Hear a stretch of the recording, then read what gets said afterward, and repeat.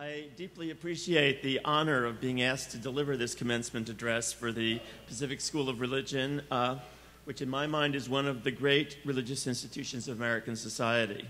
And it is the major theological school that understands what we in the Jewish world call tikkun, the healing and transformation of our planet. And I particularly want to thank and salute your president, Bill McKinney, for the incredible leadership and wisdom that he's brought to running this school.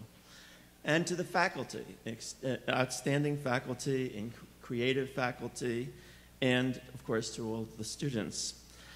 I salute all of you for your accomplishments and your families and friends who have supported you through your life and made this day possible. I was asked to begin by commenting on the biblical story of the Tower of Babel, in which the early human race sought to build a tower that reached into heaven itself.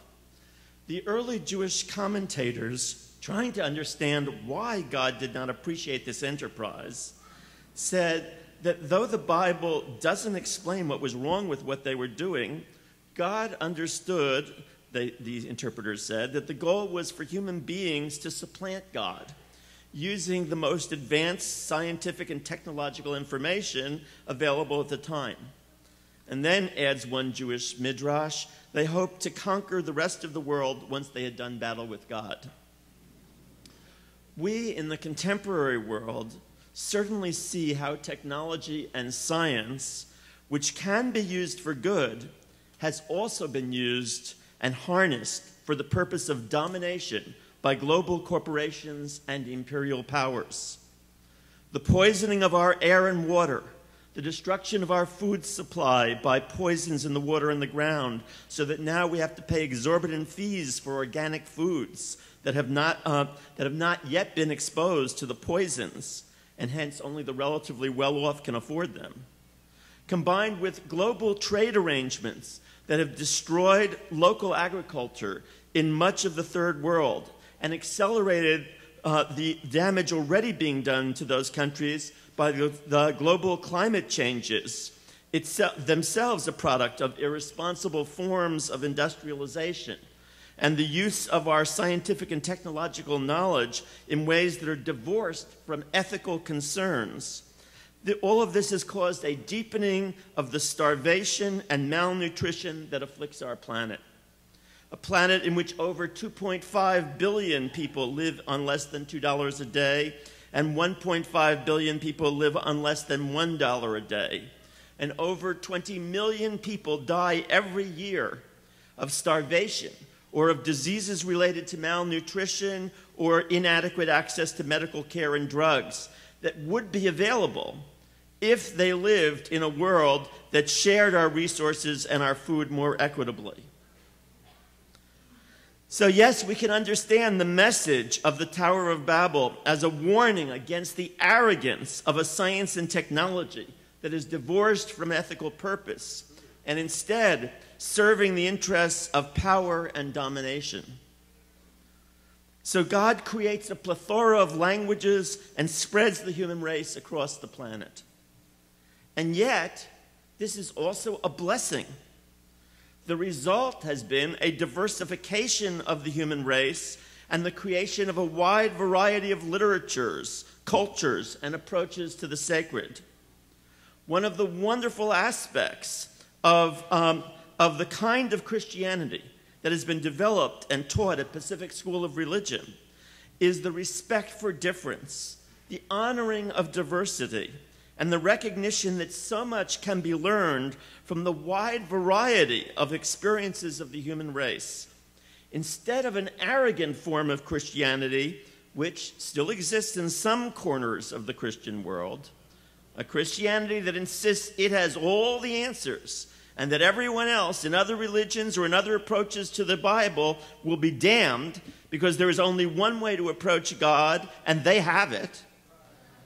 Instead of that, PSR has trained you in a form of tolerance, respect, and even joyous celebration of the kind of diversity of approaches to God that actually exist on our planet and in the Christian tradition itself. So, yeah, applaud PSR. Here at PSR, you have come to see that peoples of color, gays and lesbians, bisexuals and transsexuals, Muslims and Jews and Buddhists and Hindus and indigenous people and forms of spirituality that emerge from the experience of women in earth-based religions all have great wisdom and all have much from which we must continue to learn. And you can be truly delighted to be living, we all can be truly delighted to be living, at a moment when the U.S. has an African-American president, symbolizing to much of the world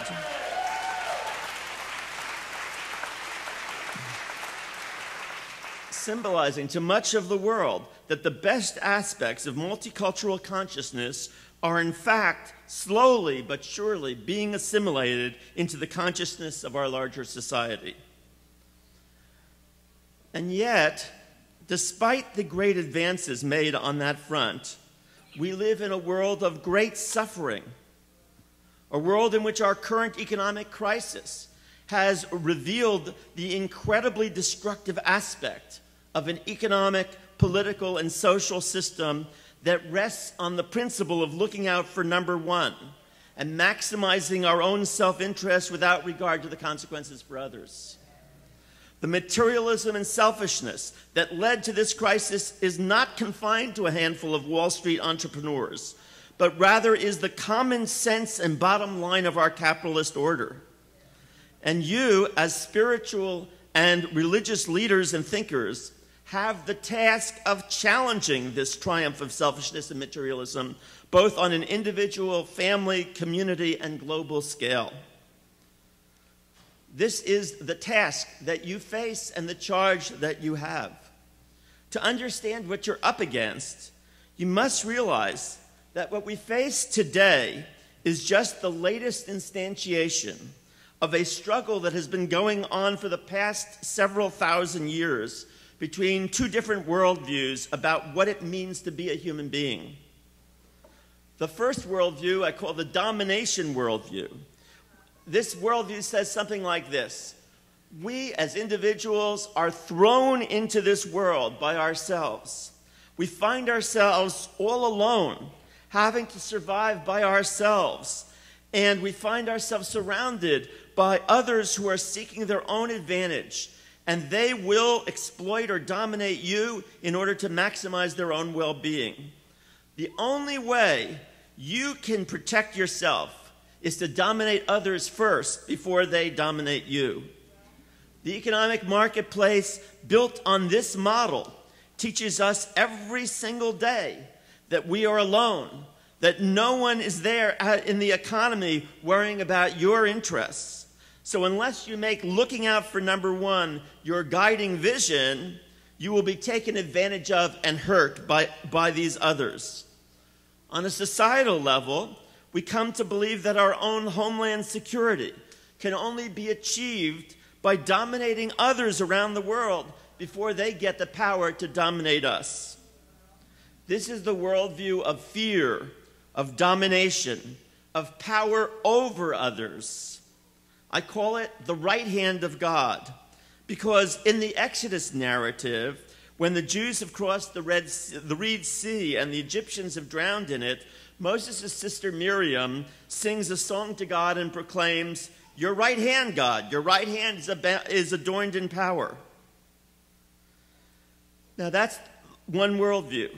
But there's another worldview with a different message, that we did not come into this world by ourselves, thrown in alone, but that actually most of us came into this world through a mother.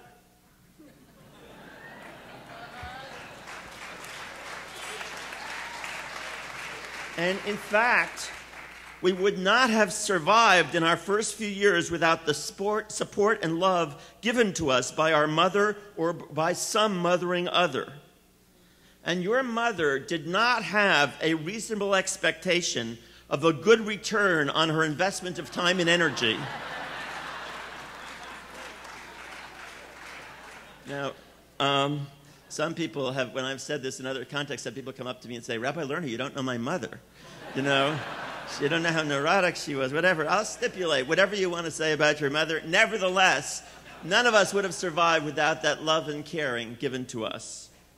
And it is that experience of love, reinforced in many other experiences in our life, that allows us to form a different worldview, a different view of how we can survive and thrive, namely, through building loving relationships with others based on generosity and caring for each other.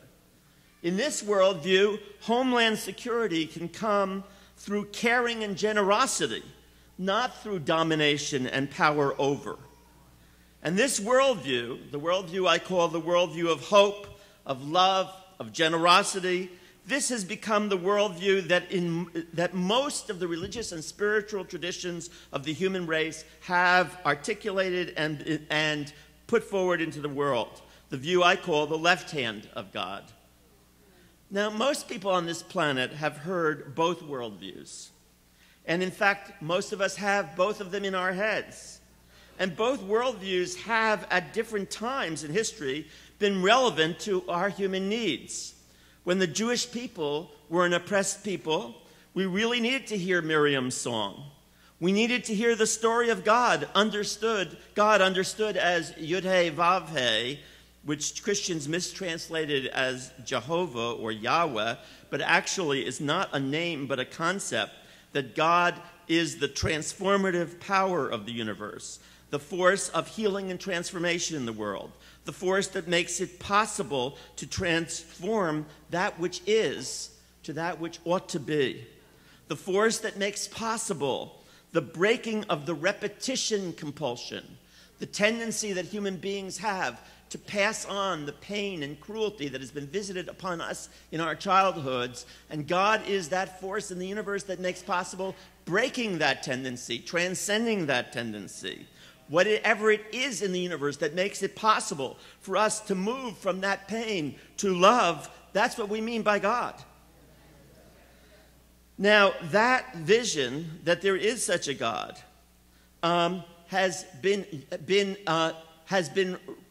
one that requires at times that we think of God also through the framework of the right hand of God, because as oppressed groups, we have needed to see God at that force of healing and transformation as having the power to transform the reality.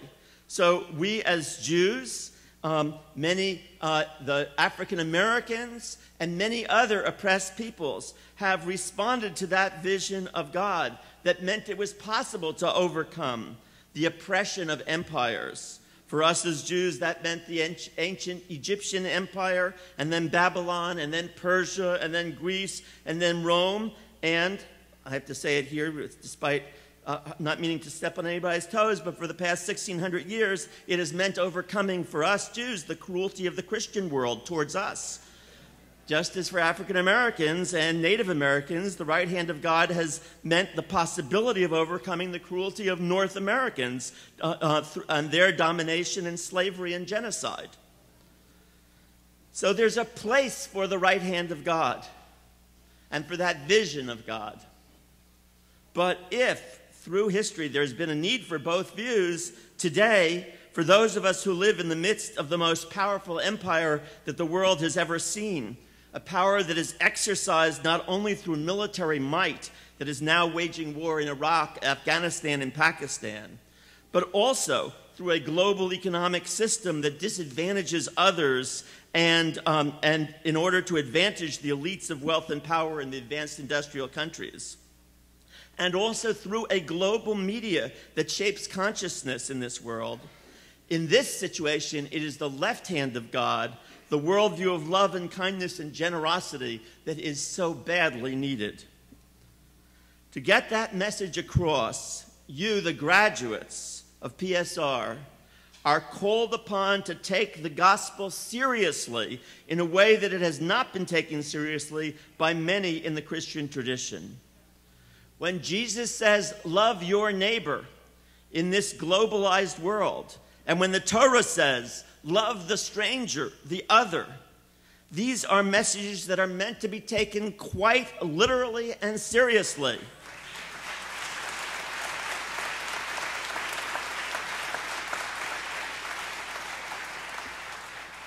What would that mean in the contemporary world?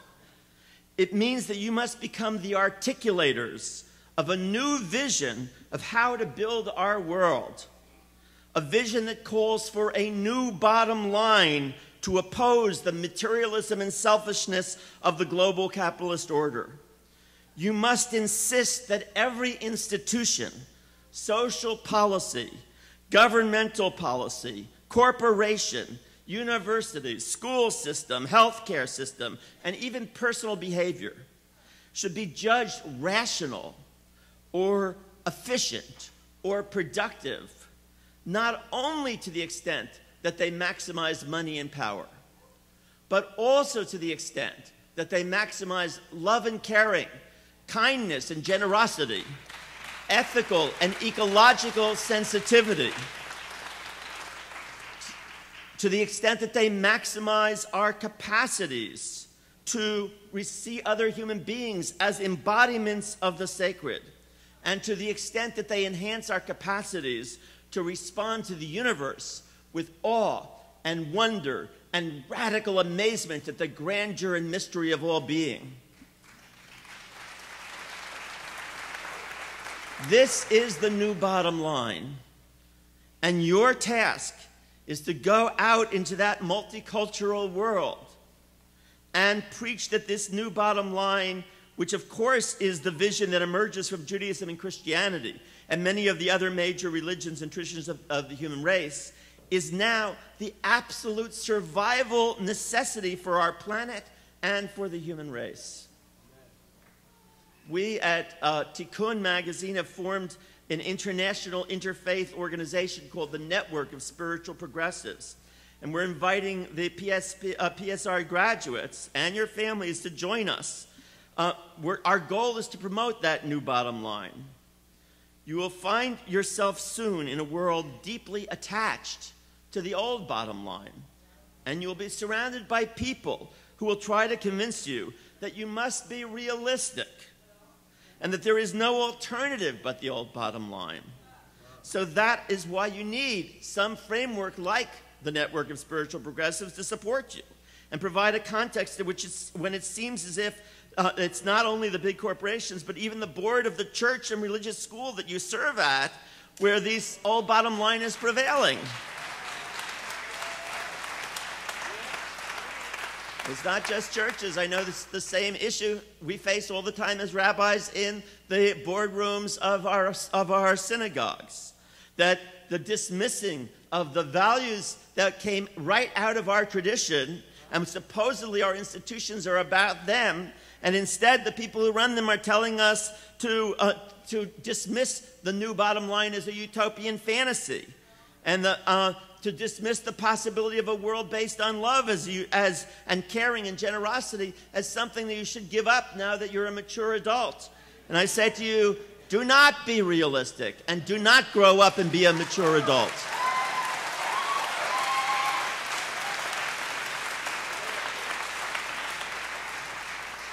So to make these ideas more concrete, we've developed a global Marshall Plan. The plan says that the United States and other advanced industrial countries should donate between 1% and 2% of our gross domestic product every year for the next 20 to once and for all end both domestic and global poverty, homelessness, hunger, inadequate education, inadequate health care, and to repair the global environment. I'm proud to announce that this Global Marshall Plan was introduced into the last Congress and will be reintroduced shortly into this Congress by the first Muslim elected to Congress, the Honorable Keith Ellison of Minneapolis, Minnesota, and it's been co-sponsored by a variety of Catholic, Protestant, and Jewish congresspeople, including Congresswoman Barbara Lee of Oakland.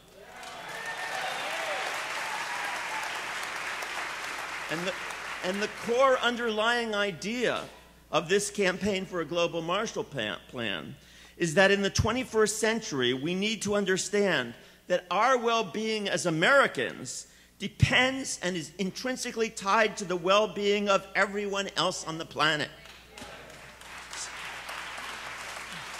So we are arguing that the U.S. must move from a foreign policy based on the strategy of domination to a strategy of generosity.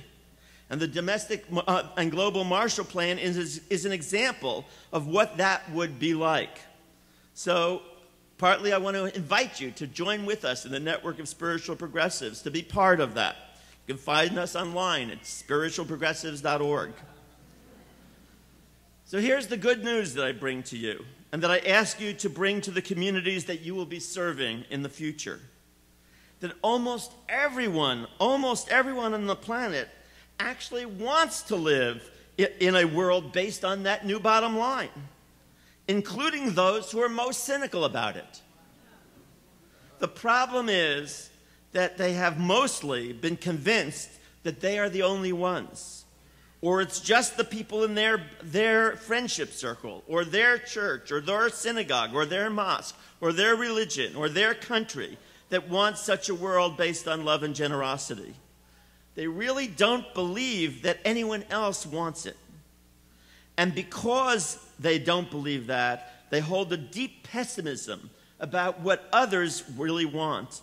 And as a result of that pessimism and doubt about whether anyone else would go for that same vision, they themselves have given up on the possibility of this kind of a world, and instead have become practitioners and sometimes even singers of the praises of the old bottom line.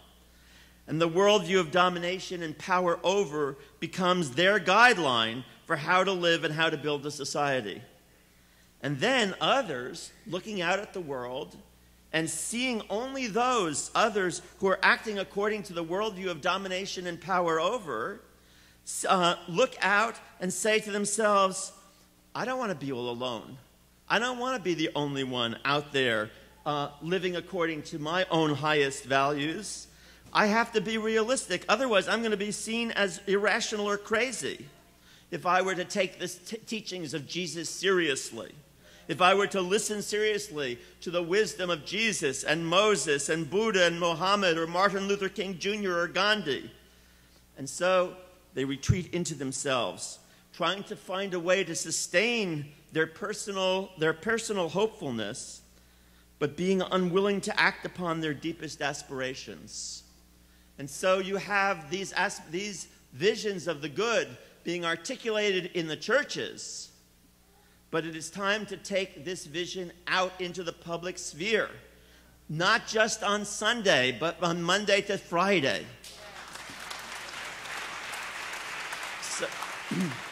So your task, graduates of PSR, and all of those who have been inspired by those graduates, is to help people come out of the closet as spiritual beings. Help them affirm their deep desire for a world of love and caring and generosity. And help them overcome the fear that they will be seen as purely utopian. There has never been a better moment to bring this message to the world than this moment. The old order is crumbling. Trying to revive this system will prove elusive even to the brilliant president we have now and his brilliant advisors. It is based on the wrong set of premises, and it will fail.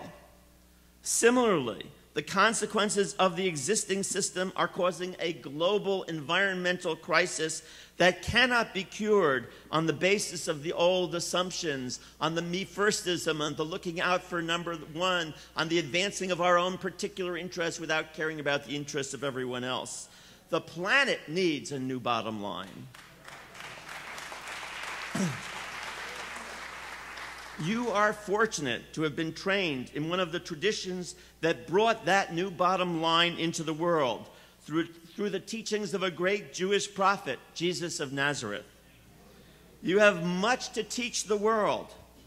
So, respecting the great diversity, we nevertheless have a message that can reestablish the unity of all people that got undermined when they used the unity at the Tower of Babel for the wrong goals.